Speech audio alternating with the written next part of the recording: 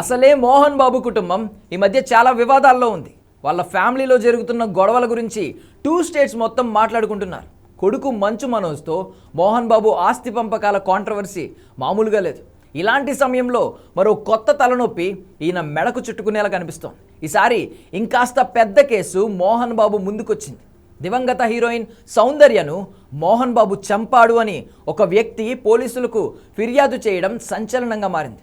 సౌందర్యది ప్రమాదవశాత్తు జరిగిన flight accident కాదని, ఆమెది ప్లాన్ ప్రకారం చేసిన హత్యేనని, ఆ హత్యకు మోహన్ బాబు కారణమంటూ ఓ వ్యక్తి ఖమ్మం జిల్లా కలెక్టర్ పోలీసులకు ఫిర్యాదు చేశాడు.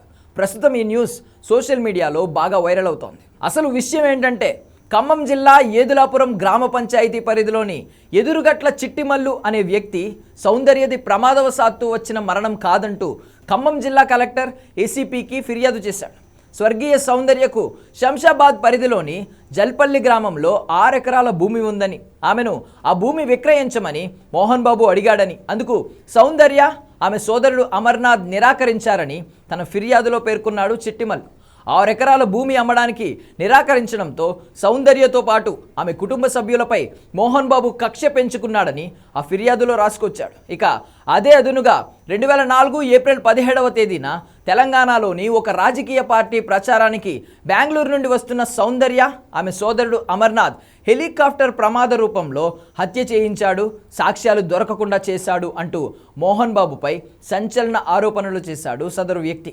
సౌందర్య మరణించిన తరువాత జల్పల్లిలో ఉన్న 6 ఎకరాల భూమిని అక్రమంగా అనుభవిస్తున్నాడని తన ఫిర్యాదులో తెలిపాడు.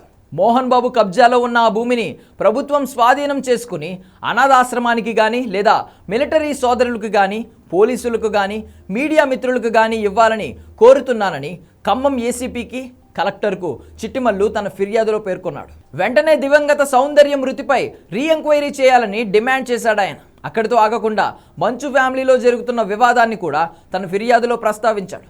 మంచు మనోజ్కు న్యాయం చేయాలని డిమాండ్ చేస్తున్నట్లు ఫిర్యాదులో రాసుకొచ్చాడు.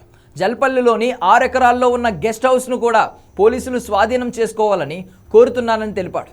అలాగే తనకు మంచు మోహన్ బాబు నుంచి ప్రాణహాని ఉందని, కాబట్టి రక్షణ కల్పించాలని సదరు వ్యక్తి పోలీసులకు సమర్పించిన ఫిర్యాదులో వెల్లడించాడు. ఈ కేసులో న్యాయం కోసం నిరాహార దీక్ష చేపట్టనున్నట్లు తెలిపాడు. ఈ మధ్య మోహన్ బాబు అనుచరులు తరచుగా వేధిస్తున్నారని, చంపేస్తామంటూ వార్నింగ్స్ ఇస్తున్నారంటూ పోలీసులకు తెలిపాడు. ఇందులో నిజం ఏమాత్రం లేదని, కేవలం పాపులారిటీ కోసం చేస్తున్న చీప్ ట్రిక్ అదిని కొంతమంది మాత్రం దీని మీద వాదిస్తున్నారు.